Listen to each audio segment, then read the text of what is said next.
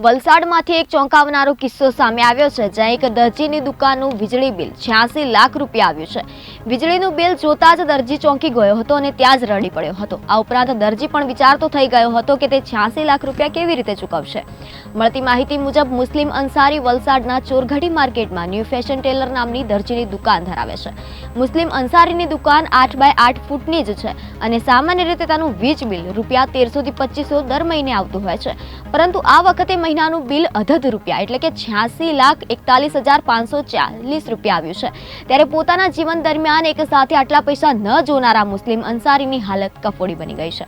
જ્યારે અંસારીને કર્મચારીની મદદ ન મળી તો તેણે વીજળી વિભાગના અધિકારીઓનો સંપર્ક કર્યો અને અધિકારીએ તપાસ કરી તો જાણવા મળ્યું કે કંપનીની ભૂલના કારણે 10,10,298 યુનિટનું બિલ ફટકારી દેવામાં આવ્યું હતું, જેના કારણે 86,41,540 રૂપિયાનું બિલ આપવામાં આવ્યું હતું। જોકે આ પછી વીજ કંપની દ્વારા પોતાની ભૂલ સુધારી લેવામાં આવી હતી અને દરજીની દુકાનનું બિલ 1,540 રૂપિયા આપવામાં આવ્યું હતું, જેના કારણે અંસારીએ રાહતનો શ્વાસ લીધો છે। જોકે આ સમાચાર સોશિયલ મીડિયા પર વાયરલ થતા જ હવે ઘણા લોકો અંસારીની દુકાનમાં જોવા માટે આવી રહ્યા છે, જેને લઈને દરજીની દુકાન પર હાલમાં લોકોની ભારે ભીડ જોવા મળી રહી છે।